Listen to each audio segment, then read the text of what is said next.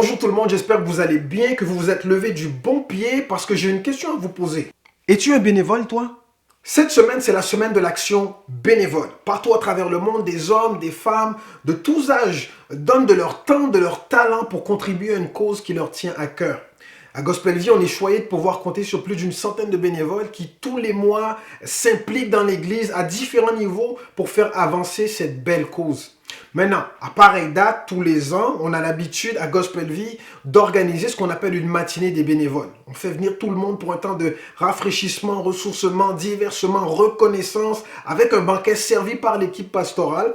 Dans le contexte de confinement actuel, ce ne sera pas possible de faire ça. Par contre, on pense à vous et on a décidé d'organiser un événement spécial bénévole en ligne qui aura lieu ce samedi le 25 avril prochain. Et donc tous les bénévoles de Gospel Vie sont conviés à se connecter sur la plateforme Zoom. Et c'est là qu'on va avoir notre matinée des bénévoles en ligne. Il y aura, non, je ne vous dis pas qu'est-ce qu'il y aura. Connectez-vous puis vous allez en savoir un petit peu plus. Quelque chose de nouveau, puisqu'on est en ligne, on veut en profiter aussi pour reconnaître des bénévoles qui sont impliqués ailleurs qu'à Gospel Vie. Dans un hôpital, un centre de personnes âgées, un centre communautaire, peu importe où est-ce que vous êtes impliqué, si vous êtes un bénévole, il y a un tirage qui va avoir lieu à la fin de cette semaine auquel vous pourrez participer. Je vous donne tous les détails tout à l'heure après cette capsule. Pour la capsule du jour, je fais une lecture qui se trouve dans l'évangile de Matthieu au chapitre 5, le verset 1. Quand Jésus vit ces foules, il monta sur une montagne et s'assit. Ses disciples vinrent auprès de lui et il se mit à leur donner cet enseignement. Heureux ceux qui se savent pauvres en eux-mêmes, car le royaume des cieux est à eux. Heureux ceux qui pleurent, car Dieu les consolera. Heureux ceux qui sont doux, car ils recevront la terre que Dieu a promise. Heureux ceux qui ont faim et soif de vivre comme Dieu le demande, car Dieu exaucera leurs désirs. Heureux ceux qui ont de la compassion pour les autres, car Dieu aura de la compassion pour eux. Heureux ceux qui ont le cœur pur, car ils verront Dieu. Heureux ceux qui créent la paix autour d'eux, car Dieu les appellera ses fils. Heureux ceux qu'on persécute, parce qu'ils agissent comme Dieu le demande, car le royaume des cieux est à eux. Heureux êtes-vous si les hommes vous insultent, vous persécutent et disent faussement toutes sortes de mal contre vous parce que vous croyez en moi. Réjouissez-vous, soyez heureux, car une grande récompense vous attend dans les cieux. C'est ainsi, en effet, qu'on a persécuté les prophètes qui vous ont précédés. C'est vous qui êtes le sel du monde. Mais si le sel perd son goût, comment pourrait-on le rendre de nouveau salé? Il n'est plus bon à rien. On le jette dehors et les gens marchent dessus. C'est vous qui êtes la lumière du monde. Une ville construite sur une montagne ne peut être cachée. On n'allume pas une lampe pour la mettre sous un seau. Au contraire, on la place sur un support d'où elle éclaire tous ceux qui sont dans la maison. C'est ainsi que votre lumière doit briller devant les hommes afin qu'ils voient le bien que vous faites et qu'ils louent votre Père qui est dans les cieux. Ce texte que je viens de lire, c'est le premier discours que Jésus a prononcé devant un public.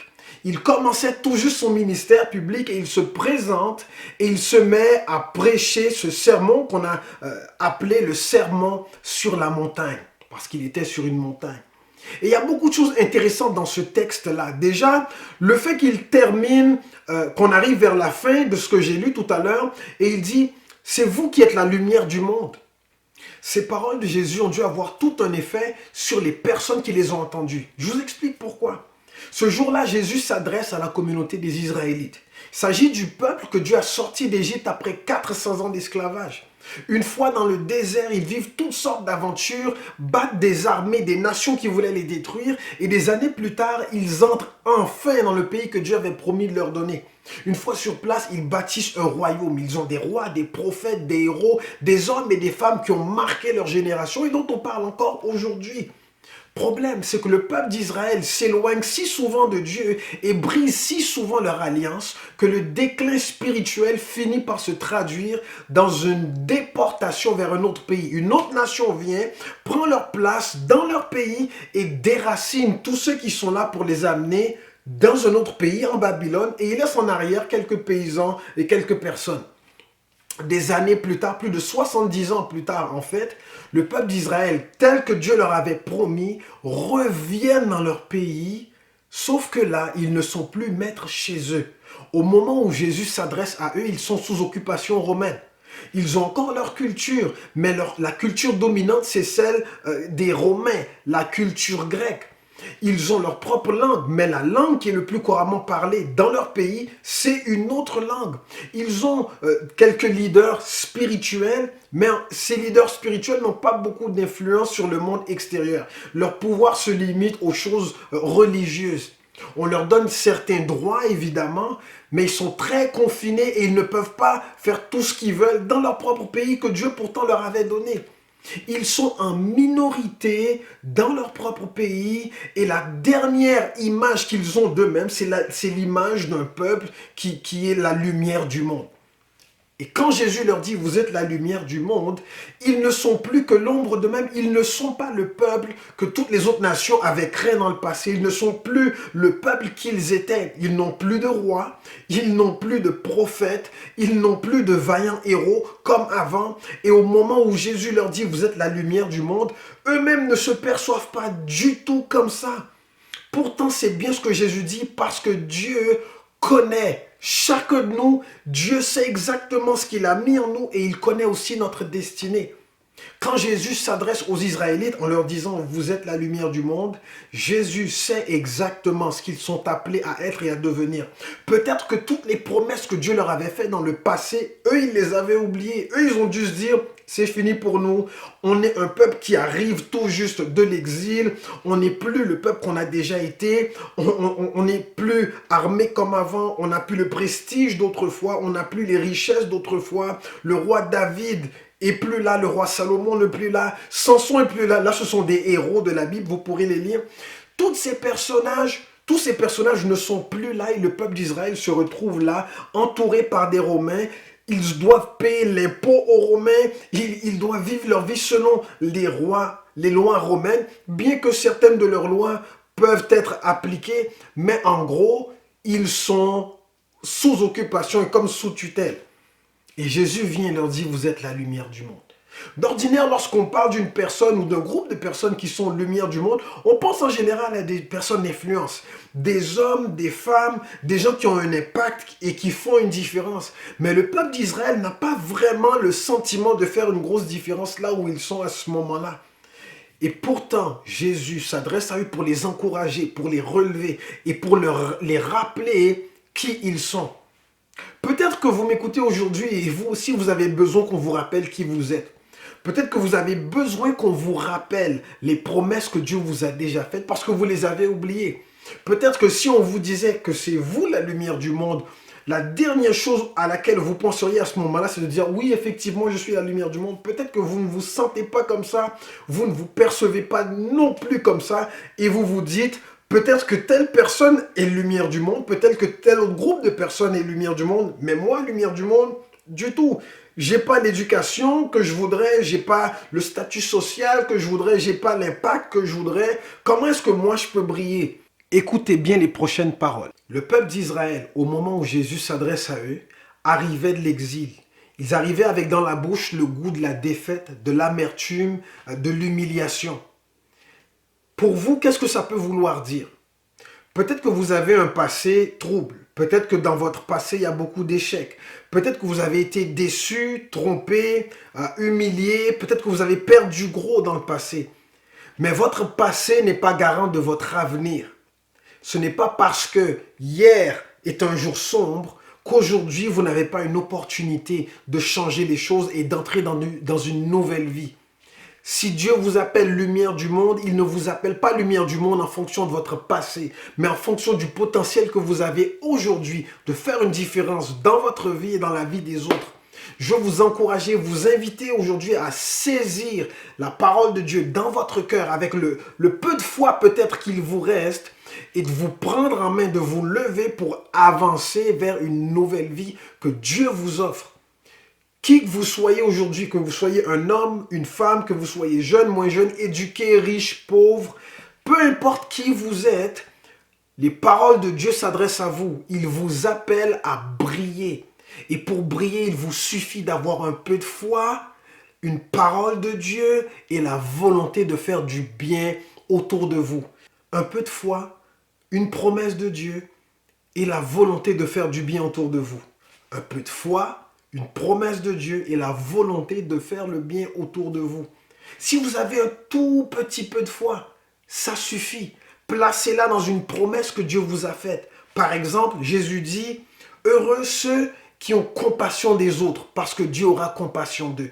Si vous avez un peu de foi et que vous mettez cette foi-là dans cette parole de Dieu, et quand vous avez la volonté de faire du bien autour de vous, ça suffit pour que Dieu fasse de vous une personne qui brille.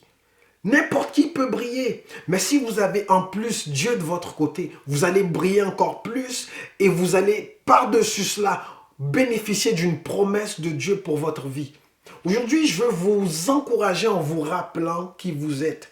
Peut-être que vous avez oublié qui vous êtes. Peut-être que vous ignorez qui vous êtes. Mais Dieu sait qui vous êtes.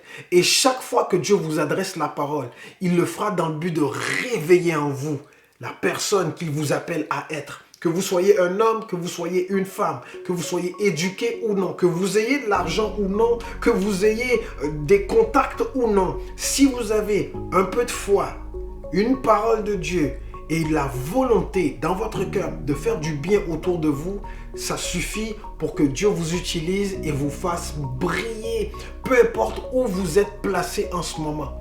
Aujourd'hui, c'est le jour de vous réveiller si vous êtes endormi. C'est le jour de vous rappeler qui vous êtes si vous avez oublié. Et c'est le jour de prononcer, de confesser ces paroles. Je suis la lumière du monde. Parce que dans votre cœur, il y a un peu de foi.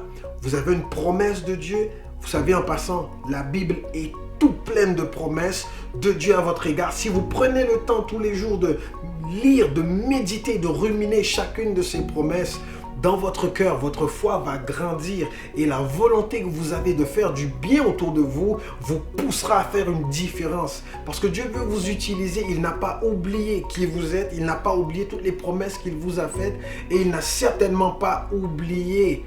Il n'a pas oublié le cri de votre cœur, il l'entend et il a l'intention de vous répondre. Tournez-vous vers lui tout simplement.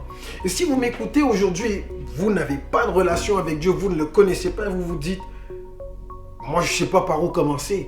Pas de panique. Si vous n'avez pas de relation avec Dieu, mais vous voulez dans votre cœur apprendre à le connaître, bâtir une relation avec lui, il vous suffit de faire une prière toute simple. Quelque chose comme, Seigneur Jésus, je veux apprendre à te connaître. Je veux que tu entres dans ma vie et je veux que tu changes ma vie. Je t'ouvre mon cœur aujourd'hui. Viens, révèle-toi à moi, montre-moi qui tu es et marche avec moi, je t'en prie. Amen. C'est pas plus compliqué que ça, c'est aussi simple que ça.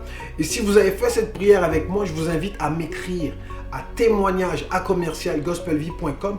Faites-moi savoir ce que Dieu a fait dans votre cœur et je veux prendre le temps de vous féliciter, de vous encourager, de prier personnellement pour vous. Maintenant, si vous êtes un bénévole de Gospel Vie, ce samedi 25 avril à 13 h, vous êtes attendu à un événement Zoom spécialement dédié à nos bénévoles. Ce sera pour nous l'occasion de vous reconnaître, de vous remercier, de vous valoriser et aussi de connecter avec vous. Toute l'équipe pastorale, les leaders de Gospel Vie seront en ligne et restez à l'affût donc de tous les détails qui vous seront communiqués prochainement.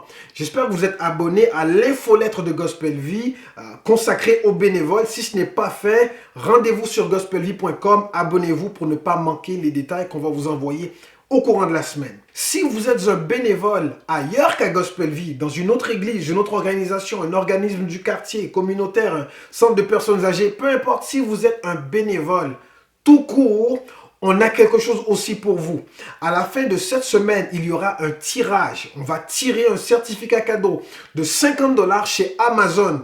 Vous êtes confiné, alors on va vous donner la possibilité de magasiner en ligne. Comment faire pour s'inscrire à ce tirage? Premièrement, il faut être bénévole. Peu importe ce que vous faites comme bénévolat, si vous êtes un bénévole, c'est le premier critère. Deuxièmement, il faut liker la page de Gospel Vie, là-haut ou en dessous, peu importe. Liker la page de Gospel Vie. Et troisièmement, partagez cette vidéo en ajoutant dans les commentaires ce que vous faites comme bénévolat. Donc, premièrement, il faut être un bénévole. Deuxièmement, il faut liker la plateforme de Gospel Vie, Facebook ou YouTube. Vous êtes aussi peut-être sur Instagram. Et troisièmement, il faut partager cette vidéo en ajoutant dans les commentaires ce que vous faites comme bénévolat.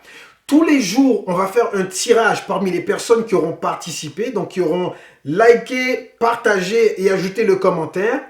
Et chaque jour, le nom qui sera retenu sera ajouté à une liste. Jusqu'à vendredi, parmi toutes les personnes qui auront remporté les tirages, il y aura le grand tirage du prix à gagner, soit certificat cadeau de 50 $ chez Amazon. C'est la façon de participer, c'est aussi simple que ça. J'espère que vous allez participer pour en profiter parce que cette semaine, dans le cadre de la semaine de l'action bénévole, on veut vous faire du bien. Je vais vous laisser là-dessus en vous souhaitant une super de bonne journée. Et je veux demander tout spécialement aux personnes qui nous écoutent maintenant par téléphone, ne raccrochez pas tout de suite. Aussitôt que j'aurai terminé cette capsule, je vais plonger en ligne avec vous. Je vais prendre du temps pour vous parler, prier avec vous, prendre de vos nouvelles. Et puis, je vais vous laisser vous aussi sur cette note-là. Faites attention à vous. On se retrouve ce soir à 19 h. Rendez-vous sur nos plateformes. Il y a autre chose qui s'en vient. Salut!